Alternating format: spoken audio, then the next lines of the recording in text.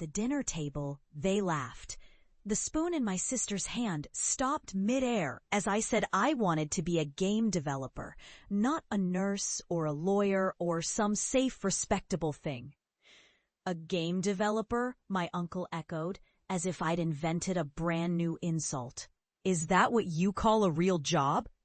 My mother rolled her eyes so hard I could hear the gears in her head grinding. You're embarrassing this family with your ridiculous dreams, she whispered, but loud enough for the room to hear. The words stuck to me like cheap glitter, shiny, flammable, useless.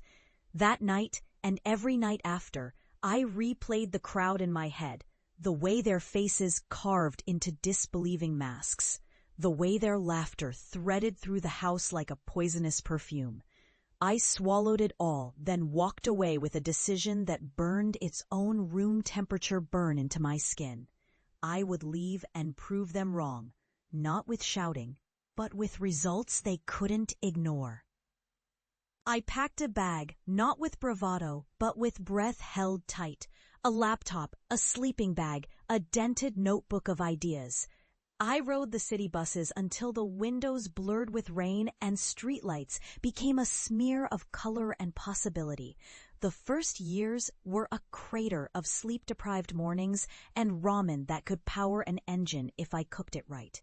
I learned the crafts the hard way, how to pitch a dream to a stranger who could fund nothing but hope.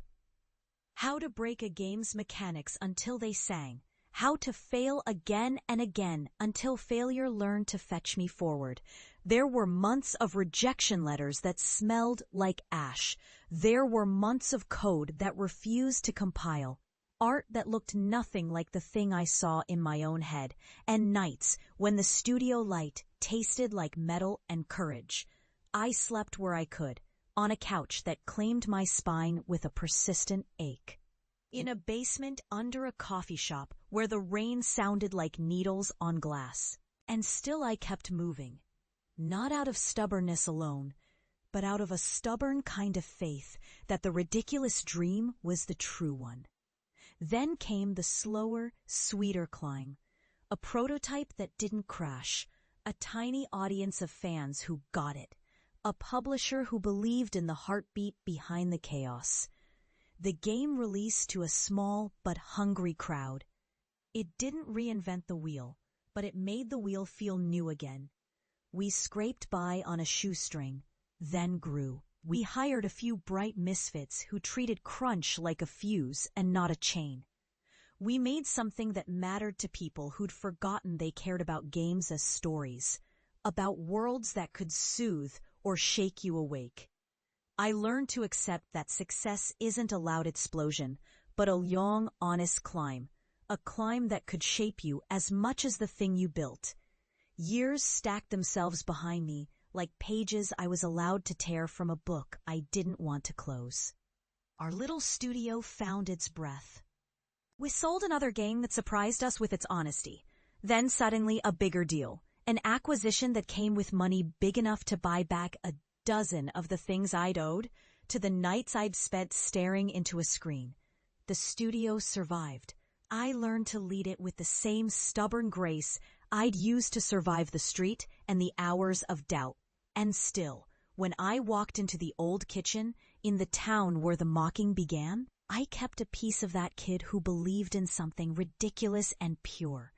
I finally returned home, not because I needed permission, but because I needed to show what happens when a dream stops being a joke and starts being the air you breathe.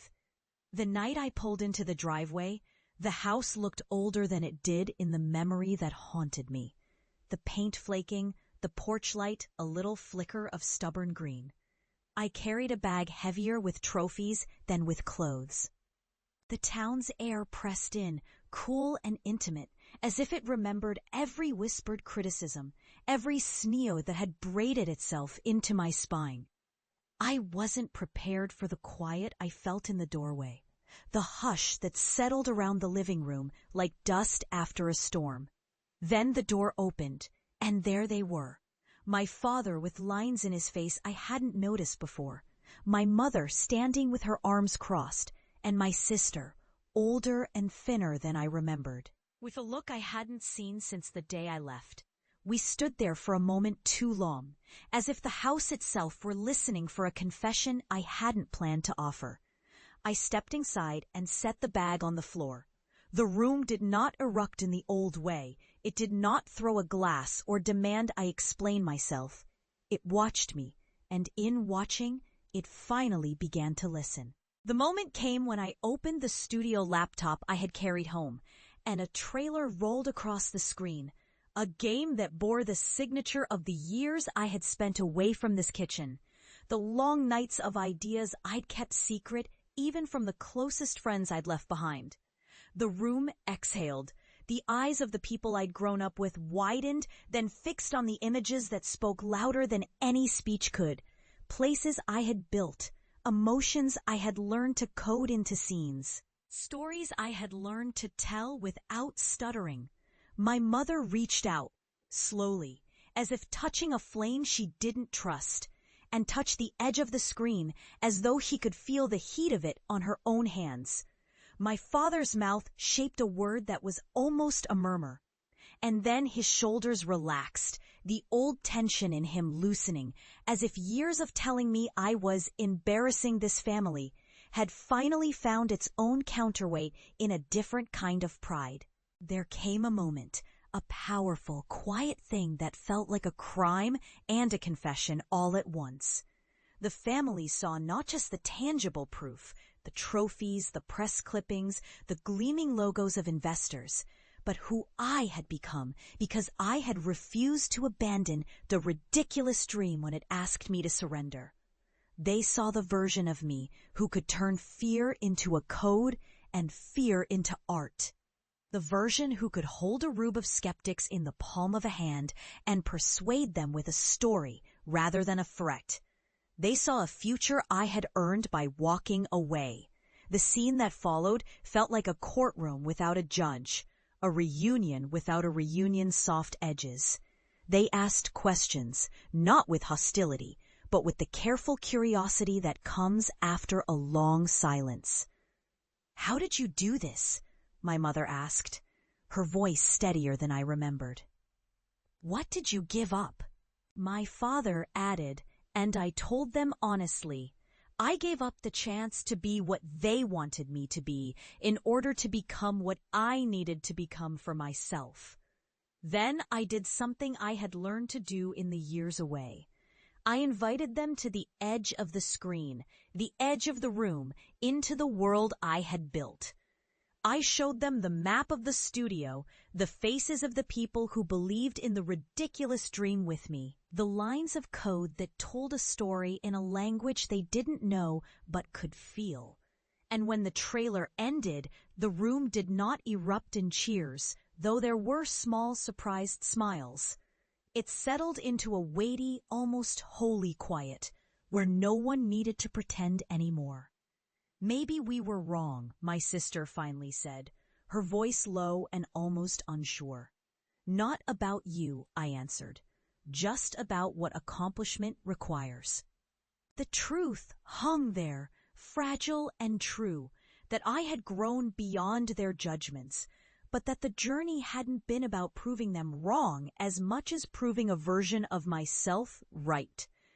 If there is a revenge in this, it's not the loud kind. No fireworks, no razors. It's the patient, stubborn justice of living into the life I chose, of turning a laugh into a lesson and a fear into a flame that lights others. I told them I wasn't asking for forgiveness. I was asking them to see, to truly see what their doubt had helped me become. And in the end, the confrontation isn't a shout, but the room's slow, solemn acceptance, a tacit promise that the ridiculous dream I chased was not a betrayal of family, but a bridge back to it. I am still the one who walked away, yes, but I am also the one who stands before them now with hands that built something the room can finally hold. The night breathes out with a final quiet weight. I am here, not to erase the past, but to carry it forward in a form they can finally recognize. And as the lights of the trailer glow on their faces, I feel the old laughter shift, no longer a weapon, but a seal broken, a barrier crossed. The house, once a cage of mockery, becomes an emblem of what a single stubborn dream can yield when you bring it home.